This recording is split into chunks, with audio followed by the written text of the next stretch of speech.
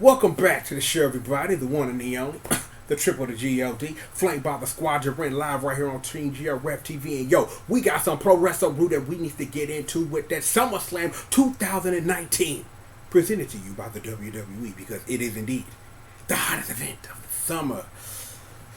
Well, WWE, I have some questions about that, but that's why I have the results of this thing that I watch so that I make sure that I'm covering it properly and I can answer my own questions because I have questions. And hopefully through my explaining of you what it was that I saw that I can answer it. It's a process. A process that I'm glad that you are involved in and I appreciate that you are, so thank you for coming through. Let's get to this pay-per-view proper. There was a thing called a kickoff show, and we kicked it off with Drew Gulak retaining the Cruiserweight Championship against Oni Lorcan, and it was kind of like, well, I watched this match, and it's like, match was alright, but when I'm thinking Cruiserweight Championship, I'm not seeing the match in my head that Drew Gulak and Oni Lorcan put on, but given the type of wrestlers they are, you got exactly what you were going to get for them too, and it was kind of like, well, I suppose so. And that's all you can ask.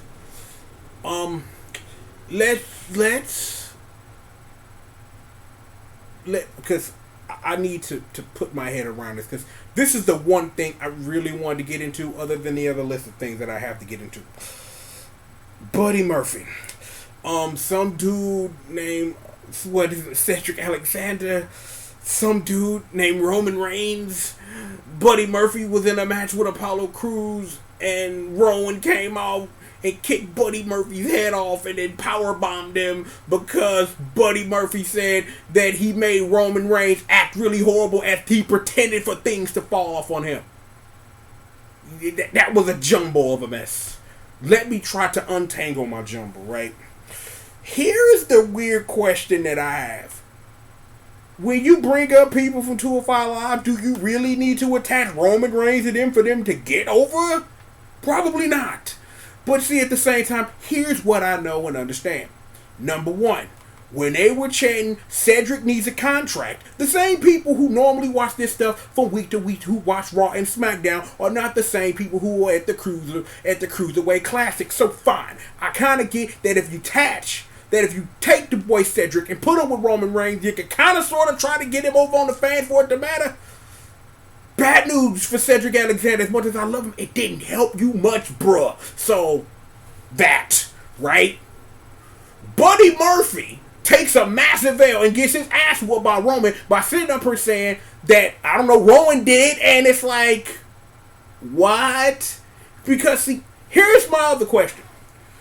Why would Rowan waste his time with Roman Reigns when he trying to win, with him and Daniel Bryan trying to win back the SmackDown Tag Team Championships, which, by the way, weren't defended on this pay-per-view either.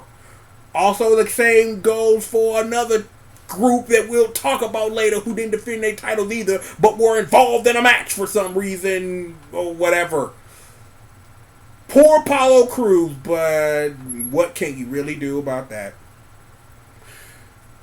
I can sit up here and say something about Cancer Joe's orbit. I won't. I don't get this at all.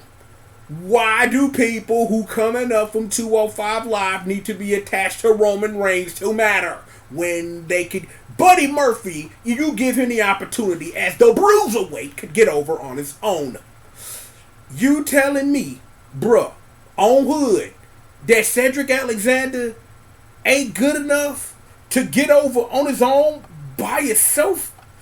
I highly, highly doubt these things in every way possible. I don't get this. I do not understand it. It makes zero sense to me, and it just doesn't. But this is me working through the process, so it is what it is. In other news, Elias got speared by Edge because he said bad things about Toronto and WWE legends and Hall of Famers. But it's Elias, but we'll be seeing Elias later because wrestling. Meanwhile, on our kickoff show, we got Alexa Bliss dressed up as sexy Buzz Lightyear, and we have Billie Kay dressed up as sexy Maleficent, along with Nikki Cross, who's around, and, Peyton Royce, because iconic. And Alexa Bliss and Nikki Cross are still the women tag team champions, and well, something, poor Asuka, something. I'm not gonna say that. Yeah, that's it. Um, no, no. We're moving on from this. I am sad. Here's sad tear right here. Poor Asuka. Poor Kairi Sane. Paige, whatever, but why? And I have no answer for you. Zero. Don't look over here. Well, now we're at the hottest show of the summer because now we have a real pay-per-view to talk about. Becky beat Natalya, and I question this because, see, here's what I thought. Given that what usually Canada is when it comes to WWE events, I kind of figured that given not only that we in Canada, that it's backwards land, that the build made it seem like Natalya was going to win, and then she didn't. So, okay. That's what I have for you. Okay. The man, I'm like Becky Lynch in the ring. The man was in there, and it's like they was going back and forth. Like Natalya put Becky Lynch in a sharpshooter on the damn ring buckle. I'm like, yeah, that was sick. Like Becky Lynch did the sharpshooter, Natalya did this on. We did a whole bunch of that, but Natalya ultimately tapped. It was a hot match. I liked it, but it's just one of those things where I walked in and figured the booking was gonna be Becky finna get knocked off and she gonna chase Natalya for a minute. But unless they got some kind of plan here, I don't know if Natalya is gonna be in this orbit much longer, but we'll just have to wait for Raw to see. But the thing is, when I think about this, and here's a spoiler alert for later, I have this question more than once when it comes to title defenses on this pay-per-view. Just putting that out there, bruh. Just letting your ass know.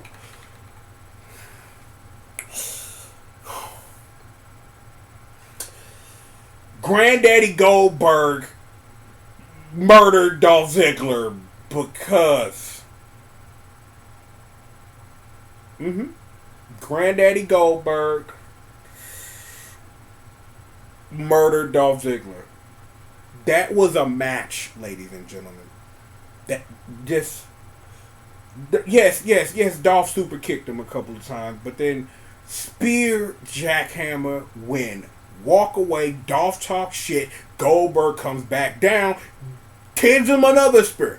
Dolph Ziggler still talking that ish, come back down there, and it's like, why?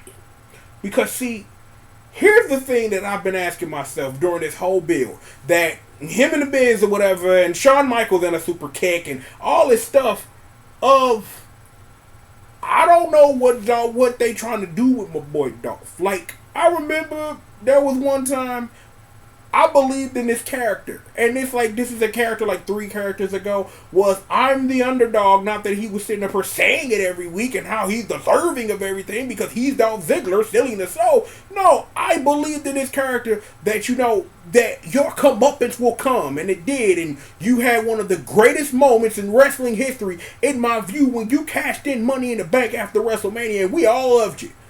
And then it just went like this. And then it's been this thing. And it's like, the thing is, this has been entertaining. Don't get me wrong. But how many more times that, number one, are we really finna literally drag out Granddaddy Goldberg to go wrestle somebody? Because, given what happened between him and Granddaddy Undertaker, you know what I'm saying, that Oil Money Part 5 or whatever, and it's like, stop this, please. Do not send Granddaddy Goldberg in the arena to go fuck himself up, because I don't want to see that.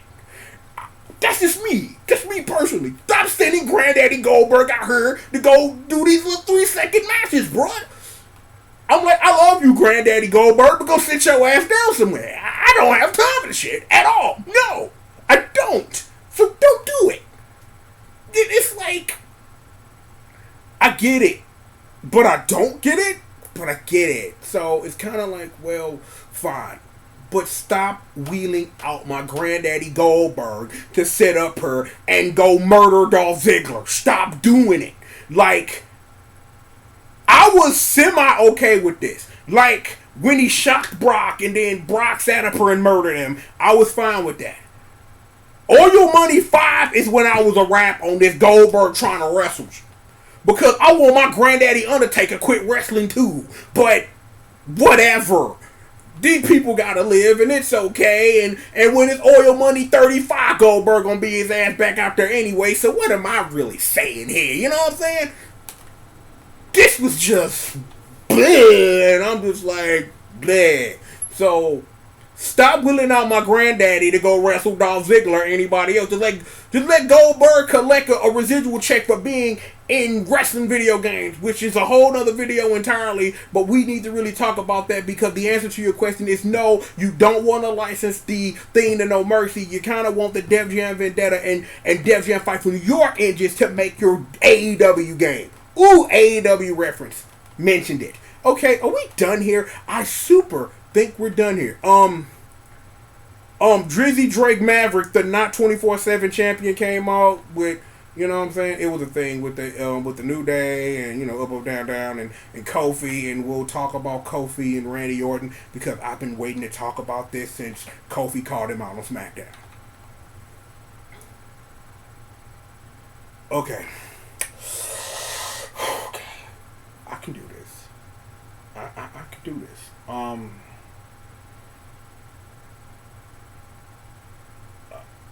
No, wait, I can't.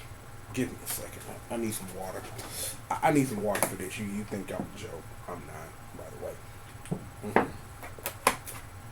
Okay, we good.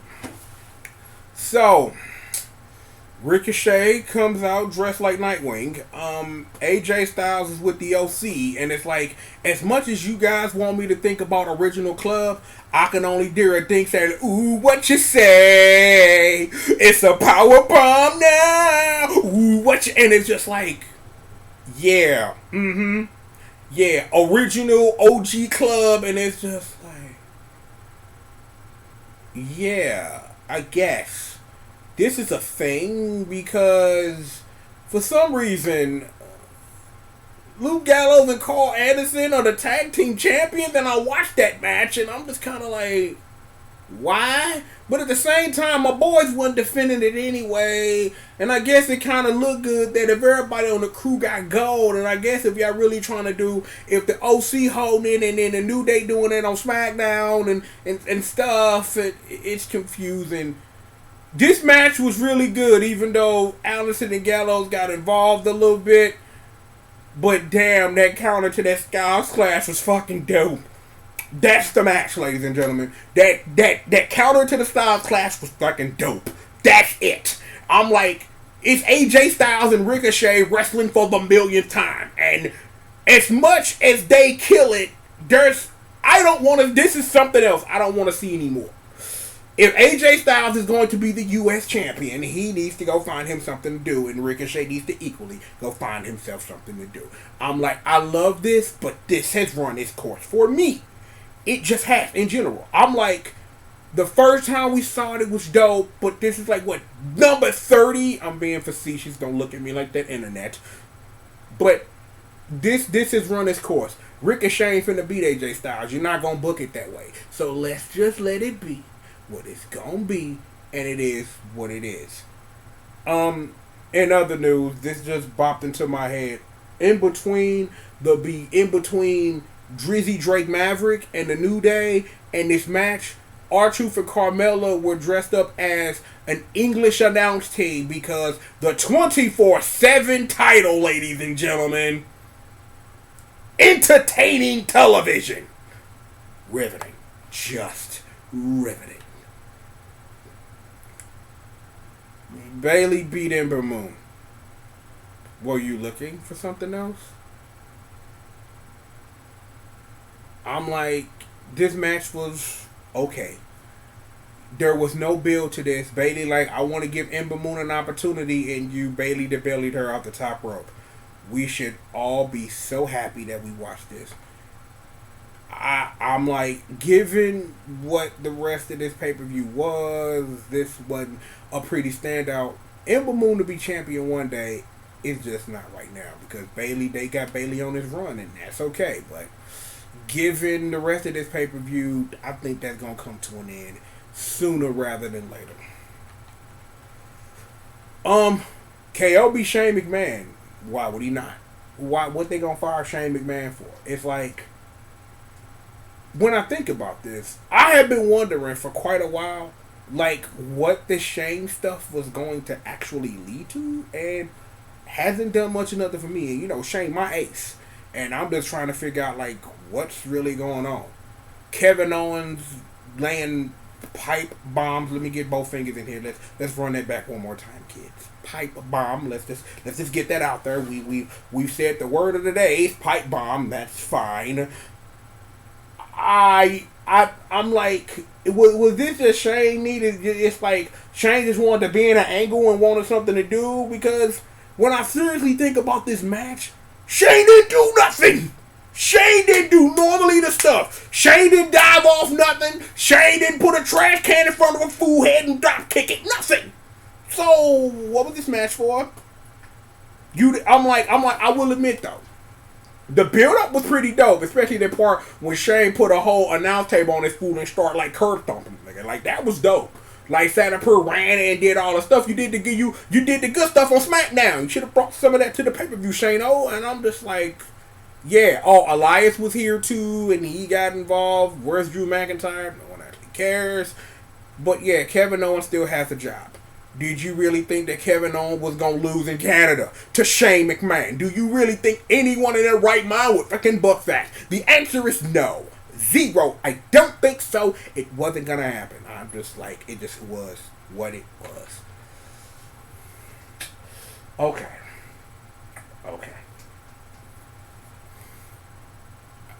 I have questions, because this is one of those things where we need to process how we ended up here. Earlier, we talked about Granddaddy Goldberg wrestling Dolph Ziggler and Shawn Michaels being involved in this, and this technically that feud not being over because something with the Miz, blah, blah, blah, and stuff or whatever. But I am still trying to figure out. Still. It's like, in hindsight of, I've watched this pay-per-view, I've had a couple hours to think about it before I got on the mic to really make sense for it, because it's Canada, and it's Trish Stratus, and, you know, my childhood and stuff, and Charlotte Flair and things, but I'm still trying to figure out why. See, when I think about what this match was, is that, yeah, why the hell would Trish Stratus beat Charlotte Flair? What does that do for Trish Stratus, much less Charlotte Flair? Because see, here's what I remember from about, I don't know, 10 minutes ago, because let's go back 10 minutes ago. Remember when I sat up here and was like, why is Sticky Bliss dressed like Buzz Lightyear? And I said something about some woman named Asuka who they have, let me use my words, who they have booked horribly since she lost to Charlotte at WrestleMania, which I still don't understand. So here is where I'm getting at with this, because I'm trying to connect the dots here. It was no way in hell you gonna book Trish to beat Charlotte. Just, that don't make booking sense, number one. Number two, let's just be for real. Match was dope. I'm like, Trish shows she still got it. Auntie Trish shows she can still get in the ring and wrestle, unlike Granddaddy Goldberg. Because, again, I'm not sitting up here saying that Goldberg can't hit a spear and a jackhammer, but that's all you can do. Because we saw the last time a match that you did went on for 5 minutes that you weren't in the ring with some dude named Brock Lesnar. So, there's that. I need a second. I do. I need a second. And I'm going to give myself that second to give myself a second, because I'm still here, and I'm here, right? I'm like, the thing is that I semi-appreciated the build of this, because Charlotte Flair is calling Trish Stratus a soccer mom, and you the Queen of Queens and all this stuff, but I'm just wondering, just because I'm thinking about this again, this would have been a match better for if you finna do an Evolution 2 or something. Not Trish Stratus wrestle Charlotte Flair in Canada because it's Canada. That's kind of where I am at this point. This would have been a match if we really sitting up here talking about, like, if you really want to think about it from the obtuse angle of this is a passing of the torch from Trish Stratus to Charlotte Flair. If you really want to try to look at it from that obtuse angle, that's fine. But I don't know if this was the time or place for that. Because do you know what this honestly says to me, this whole build? That y'all didn't have shit for Charlotte to do. That's what it says to me, the wrestling fan, that you didn't have someone for a talent like Charlotte Flair. And I will give her all the credit in the world that you really didn't have nothing for her to do. For her to have a match on this card with Trish Stratus. On top of that, remembering that Granddaddy Goldberg went out maybe about an hour and a half ago and destroyed Dolph Ziggler because he's Dolph Ziggler. So this was all a thing. It is what it is. I'm just saying, that's just where we are right now. So you can take it however you want. This match was great. Trish showed she still had it. Charlotte is what it is, and she's the best at what she does. I'm like, it ain't many wrestlers, male or female, touching Charlotte Flair. Name or not. So I'm gonna give her all the credit in the world. The match was great, given that Auntie Trish went out there and did her thing. So I'm gonna give it all it is, but we need to move on because we got more stuff to do. I'm looking at the results right now, and we get to have another long conversation. See, secretly, in Menudo up here, I have been waiting for this moment since Kofi Kingston beat Daniel Bryan. There's a problem, though, and we need to get to this, though, is the following. I remember when Kofi Kingston poured that orange paint on top of that NASCAR. I've been watching the build this whole time. From when Kofi Kingston called Randy Orton out, even when he sat up here on his kick show, up, down, and sat up here and told the story and the build that they have been trying to build around. I have been waiting for this since Kofi Kingston became champion.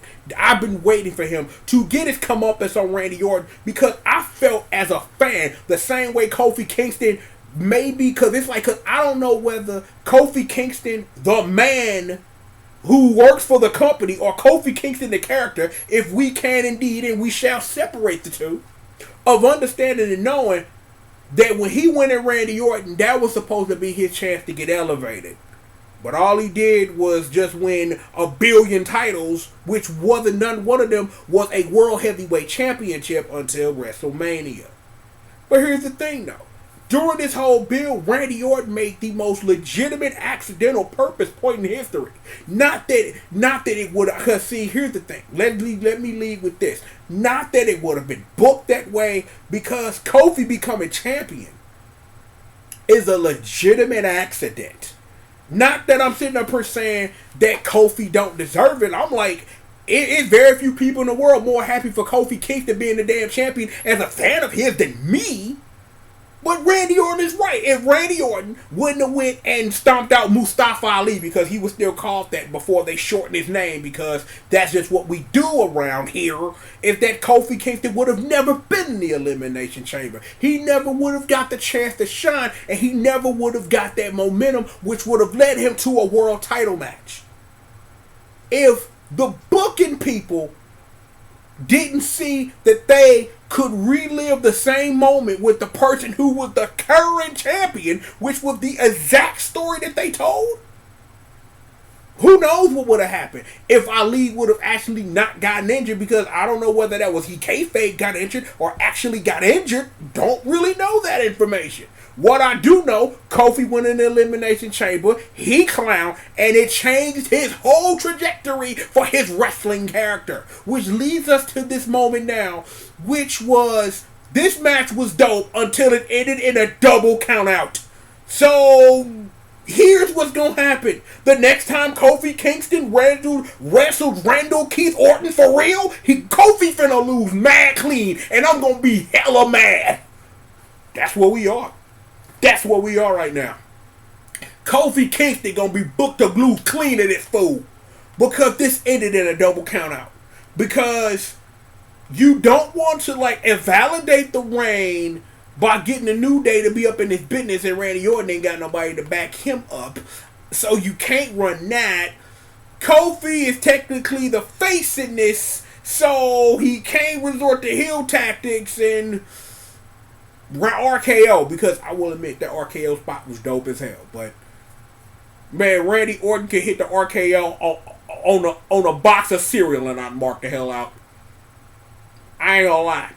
I still think the best RKO counter was the one he did to Seth at WrestleMania. That was a dope ass RKO counter.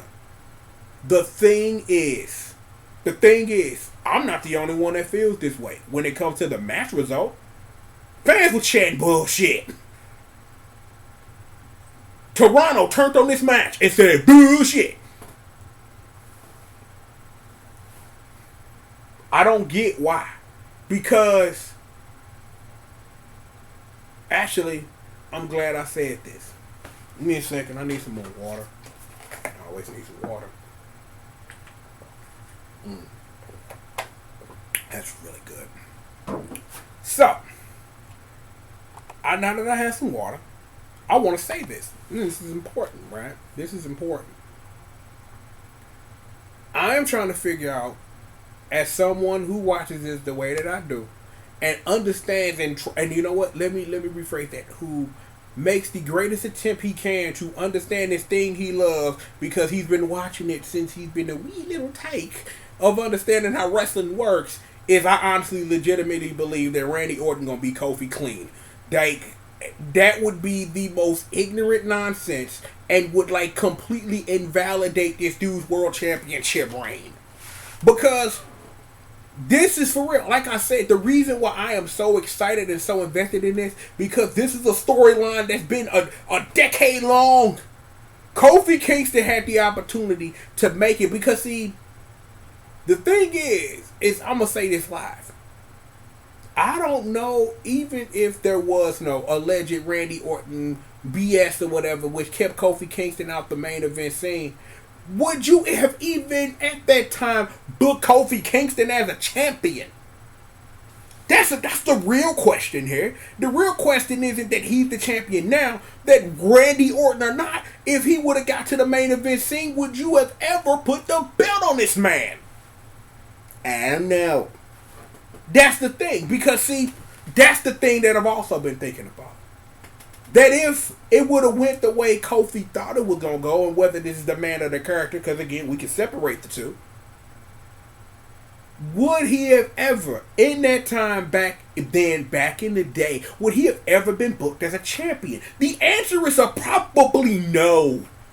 Because again, there are a lot of people who get into that main event scene and stay up in that echelon, floating between the mid card and the main event scene, and you taste the title every now and then. You in a match when we need you to be in something. But Kofi Kingston have been in 50 million Money in the Banks and never won them. He didn't touch the main event scene in a way. But I honestly don't think they were ever gonna book that man as a champion, at least back then. We needed to be in a now for Kofi Kingston to be champion. That's the truth. Because, see, you can book this now. Because I'm not finna say, like, it's okay that you can't book him. And I'm not saying it that because of the color of his skin or his character or anything like that. I just don't know if booking Kofi as a champion is something that anybody was thinking of back then. Randy Orton's influence or not. It's a great thing, you know what I'm saying? Everybody calling everybody stupid and all callbacks to everything. But would they have booked Kofi Kingston as a champion if he would have reached that main event echelon? It probably wouldn't be the same story of you get your first title shot in 11 years and then you win it on your first try. That's great. But you really have to ask the question no one's asking. If there was no influence, would you still have been booked as your character as a champion? don't know. Do not understand, but it was what it was. Again, opinion still stands. The match was hot. The finish was bullshit. I agree with you, Toronto. They're bullshit. Moving right along. Here is another thing that I have a legitimate question about. Okay. Previously, right here live on your favorite Let's Recap Wrestling show, The Savage Era, we talked about this man named Finn Balor and how he lost the Intercontinental title to a man I ain't seen on TV since he won the damn title, one Shinsuke Nakamura, right? So I sat up here, was like, yo, I recorded it, and I'm sitting up here like, I can't wait to see what they do with Finn Balor. What do they do with Finn Balor? They feed him to Bray Wyatt. And I'm like, why? This makes zero sense. You take the title off him, you give it to somebody who hasn't been on TV since he had the damn thing. Well, technically he was on TV once, but still, yeah, you technically not on TV. If you on TV once, it might as well be a -0 or something. And -0 is not a mathematical thing. Don't look at me like that. But your answer to we need somebody to feed to the Fiend because, you know, Muscle Man dance or whatever the hell is you feed him to Finn Balor. And I'm like, why? Because see, here is what I knew. Bray Wyatt is murdering it. I'm gonna say this live. The new theme song dope as hell. I love the Fiend and how he look. I'm like, I love the new lantern. Like, the Fireflies are still. I'm like, I love everything the Fiend is. I love everything. Because, again, I started out as all the rest of the world. Confused about Firefly Funhouse. And now I love me the Fiend. Like, the Fiend, he a beast. And I love that dude. But see, here is what I understood and know given the build. Finn didn't face him as the demon. So, yeah, Finn Balor, the man, is going to get fed to him. Just done. In general, period. Just what it was. Finn Balor wasn't coming out the demon, so I already knew the result and how this was going to be booked. Here's the question, though. Do you really want to feed the demon to the Fiend? I don't want to see that.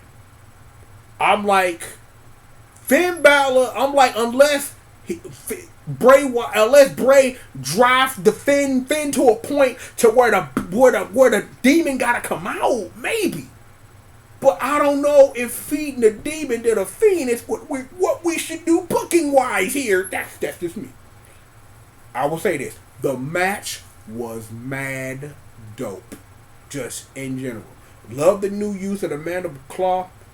I love it. I've loved everything up to this build. That, like, I don't remember the last time the WWE got something so right. But I'm betting you, because it was so right, I bet you that this was a very, very hands-off type of thing, and they let Bray Wyatt do his dirt. And this is what came of it. So, given that this was really good, as long as certain people keep their hands off of this, we gonna be A-okay. We gonna be fine. I'm just wondering, given what builds are going to be as we move over to our next pay-per-view, because we got a while to go before we get to Survivor Series, which is our next major pay-per-view. So whatever it is that they build in and things like that, and I'm gonna try to figure out like what the build is, because we still got a match to go. But everything about the Fiend dope as hell. Love, like I said, love the new remix. Love everything about the Fiend, dog. And I'm like, my thing is that Finn is my ace. I love that dude. I love how he do, and I definitely love the demon. But I just hope that they don't do something stupid, like get the demon out there and feed him, dog. And that's gonna suck if they do that. That's gonna suck if they do that. And I hope they don't. But the match was dope. That's all I can really say about it. It's one of the good matches on the card. I can't say nothing else. But yo, welcome to the Fiend, though. Real rap. I have good news. Hopefully Brock Lesnar's going home back to his farm and his wife and to go milk his cows. Seth Rollins is your Universal Champion once again. However, let me say this. Bill was pretty decent. The whole thing of Brock Lesnar walking around with the joint and mobbing his head, you know what I'm saying, listening to Men in Black songs or whatever, blah, blah, blah. Murdering Seth Rollins at every single turn, and Seth Rollins being the conquering hero after all the crap we had to deal with you being in a storyline with whatever his name is, Baron Corbin, and whatever her name was, Lacey Evans. But I don't know what happens from here. I have no idea what happens from here. Because here's the question that I have, which has nothing to do with the match whatsoever. I wonder why Money in the Bank ain't more than one time a year, but then I quickly threw that thought out of my head. It's because you don't want to sit up here and build every single feud, and while building a feud, having a third person in the mix all the time. So it's good that you have that to shake things up early, and then you do something with it, and then you go as business as normal till it's time to put that on somebody else. So that's just something I immediately, because I thought I wanted to talk about that, but then when I took 2 seconds to really think about it, Money in the Bank ain't always the answer to solve all your problems, so it is what it is. My thing was that, well, I'm going to sit up here and I'm just going to be 101% honest. Let me get comfortable real quick. Okay. The build for this has been pretty weird. Because we started off with, you know, with Becky taking the end of days. You know, that was a thing. And then Seth was the conquering hero, and then he immediately got emasculated by a man way bigger than him because they pulled Seth in the back afterwards. Do you want to show us on a doll where he touched you? Because that's what Brock did to his ass and kept doing to his ass. No homo. Repeatedly. 4 months and some change. Just Brock Lesnar, where you want me to touch you now? Suplex City, bitch! And that's just what it was. And Seth was getting his ass whooped over and over and over. Every now and then Seth might get one up on him, but then Brock would whoop his ass again and whoop his ass again. And now for it to be, oh, my ribs and I'm macked up and all this, for you to end up being a conquering hero. What was the point of Brock Lesnar cashing in Money in the Bank on you? Well, I have a partial answer for you. It would have made no sense for him to cash in on Kofi Kingston. Why would he? Why would they even do that? Because, see, right now, we just sat up and finished talking about how possibly this reign is finna get wholly shitted on because, well, I don't know. Randy Orton is probably going to beat Kofi Kingston clean in a pay-per-view within the next 60 days. Because booking. Whatever. Again, what was the point of Brock winning the title for him to just lose it right back to Seth as soon as he won it? Brock Lesnar could have held on to the title for the whole year and just appeared when he wanted to appear, but at the same time, it was getting drilled into our heads every week on commentary, through storyline, and through all this, that Brock gonna do what he want to when he want to, and it gave Paul Heyman an opportunity to sit up here and stir the pot, you know what I'm saying, and do all that stuff for it to end this way. Like I say, I ain't sitting up here talking about the match quality. I'm not sitting up here talking about anything other than that. I'm not. My thoughts about this build has nothing to do with the match quality, but because the match was entertaining. It was pretty good. I liked it. I enjoyed it. But I'm sitting up here asking, what was the point in the first place? That's all I'm asking. What was the point in the first place? If your answer to your question is we're just going to reset it to where it was before, except we really need to get Seth Rollins over, because it ain't enough that this dude sits up here and murders himself in the ring every night for the brand of Monday Night Raw, and we all as fans see that Seth's kicking ass. We don't need a reminder for Brock to go in there and sit up here and emasculate and rape this man in a wrestling ring for us to remind you that Seth Rollins is sitting up here handling his business. We didn't really need that at all. In general, we didn't. This could have been somebody else's opportunity for Seth to, curse them. But, I hope this is over. And I'm just saying that Brock just go home for a while and chill, go whoop somebody's ass in UFC, milk a cow or whatever. Him and Paul Heyman go play pinochle or something, and, it's going to be what it's going to be. it's going to be interesting to see like what is forward momentum when it comes to the WWE as a whole. Because actually, let me pull up because I got Chrome pulled up. I need to see what's the next pay per view.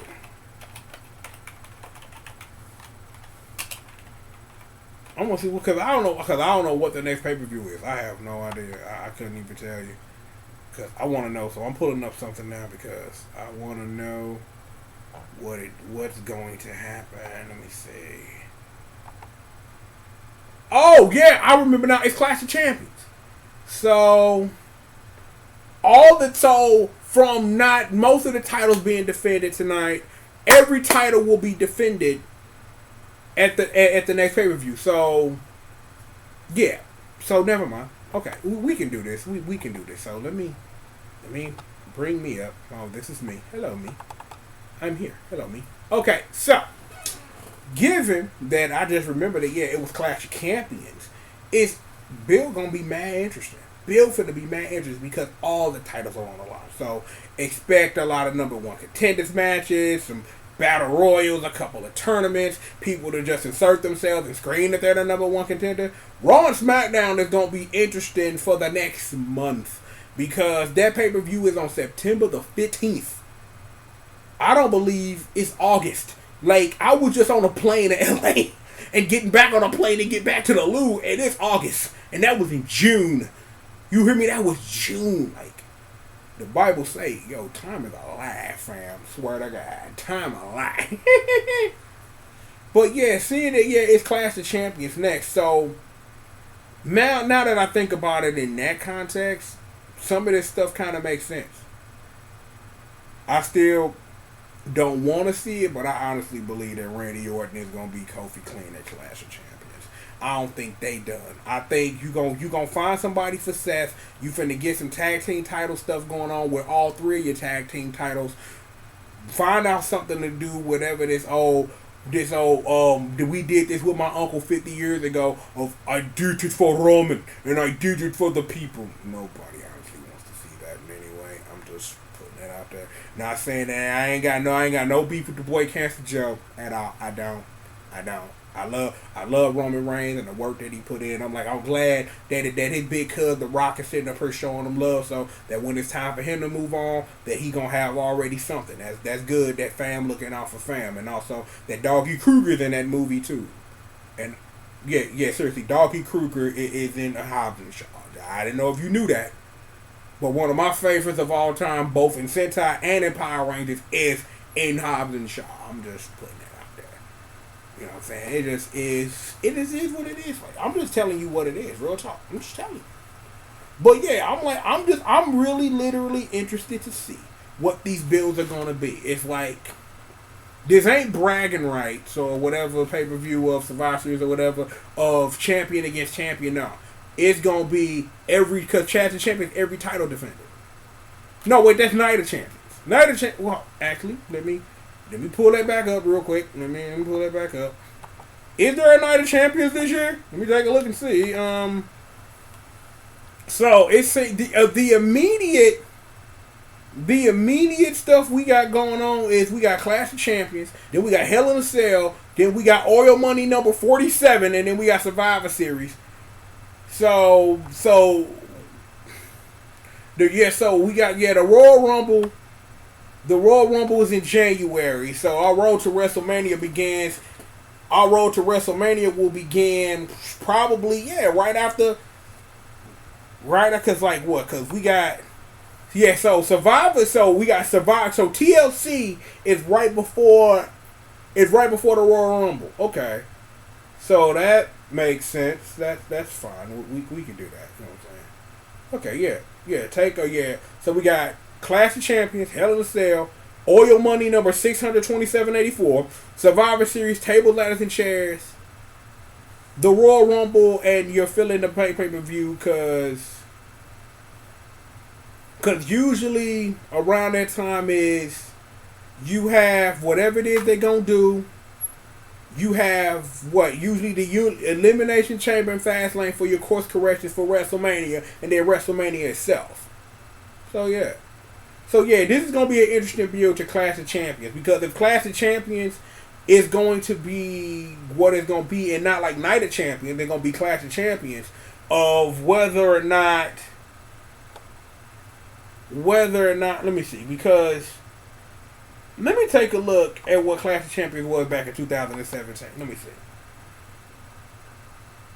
Yeah, okay, so a Clash of Champions, yeah, they just defended. Yeah, everybody got titles to defend. Everybody got a title to defend, so it'll be interesting to their leader, because here's something that I just randomly remembered. You remember some dude named Jinder Mahal and how all of a sudden AJ Styles won the championship on SmackDown right before it was time for him to brace Brock Lesnar, because no one wanted to see Jinder Mahal get molested by Brock Lesnar, because that's exactly what would have happened. And, you know, oil money, so you got to protect the oil money. And then Jinder Mahal ain't been the same since. I heard he went back to his home planet. Regardless of that, look, great pay-per-view. I enjoyed it. This went a lot longer than I thought it was going to go, but this was a long pay-per-view, 3.5 hours. A lot of pay-per-view to watch. So yeah, it would take me about a little bit of that to sit up here and get all my thoughts out, because I've been holding this stuff in for a month, watching all these bills pop off. So it is what it is. But look, we have got plenty of more show for you live right here on Team GRF TV. Yo, I am, of course, the one and the only with the G.O.D, a.k.a. Mr.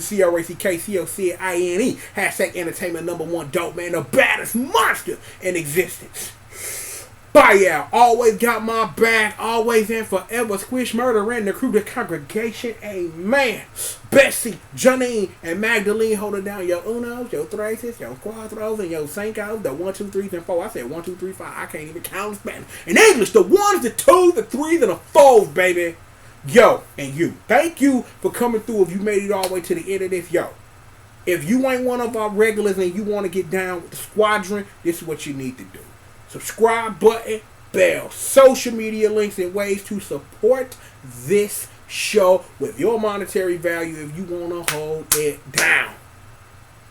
Look, sit back, relax, and stay tuned. Bang!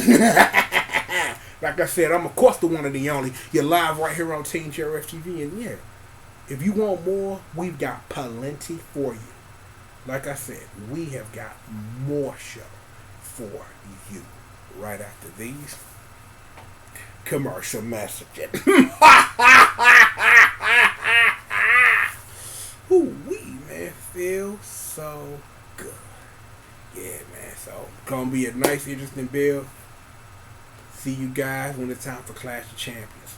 With all of that being said, more show for you right after these commercial messages.